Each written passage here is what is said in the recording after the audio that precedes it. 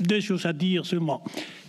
Comme M. Kouchner vient de dire, il a eu 2 réunions pour discuter l'agenda et trouver un consensus entre nous, l'agenda international, et parler avec nos amis américains sur ça. La première à Avignon, septembre, avant la crise profonde financière. Aujourd'hui, la deuxième, après les changements profonds qui ont eu lieu dans le monde, et ça va sans dire en Europe aussi. Je vais vous dire que la réunion d'aujourd'hui a été très consensuelle. Le ministre vient de dire ça, et je veux ajouter que consensuel jusqu'à un moment d'être réellement de trouver entre nous une position clairement en commune sur notre relation avec les États-Unis. Mais je veux vous dire aussi que les relations avec les États-Unis continuent aujourd'hui. Pendant les week-ends, on ira au Moyen-Orient, la Troïka, pour participer au quartet avec nos amis américains aussi, pour parler sérieusement sur comment faire avancer les processus. Donc, la vie continue. Il a vu après la crise économique, il a vu après les élections américaines, politiques, internationales. Et ce qui est important pour moi, au moins, c'est de voir comment nous sommes capables de mettre nos idées en commun, pour bien travailler, avec les Américains et d'autres partenaires. Aujourd'hui, avec les Américains, il y a quelques jours en Asie avec les Asiatiques, et demain, les 14 avec la Russie, etc. Ça veut dire que l'Europe continue à travailler sur les grands dossiers du monde aujourd'hui.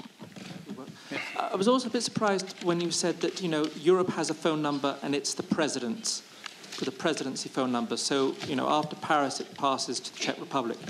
Do you honestly believe that a small country can carry the weight of a big country? Do you honestly believe that had a small country been in charge during these 6 months with the financial crisis and with the Russian crisis, that the phones in the smaller countries would have been ringing as hard as they have been in Paris?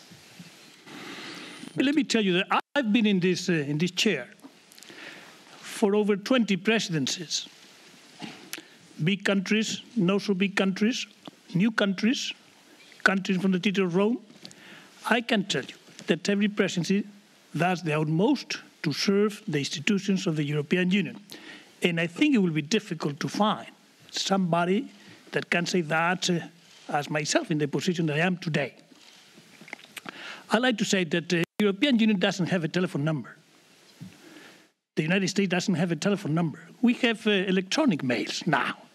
And we have electronic mail that go to several people, but we know always to whom address, and they know always to whom address. Ulrike Koltermann, agence de presse allemande.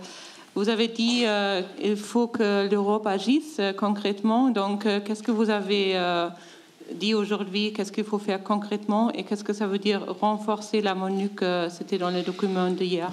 Est-ce que ça veut dire augmenter les nombres des soldats européens? Qu'est-ce que ça veut dire exactement?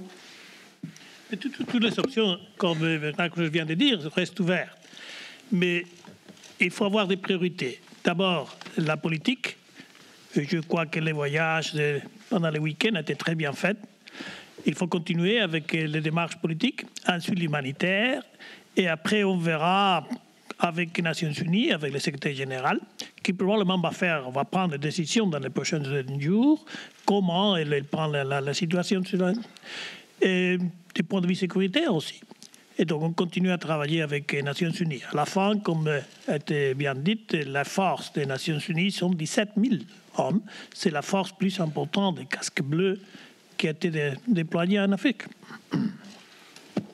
Merci beaucoup.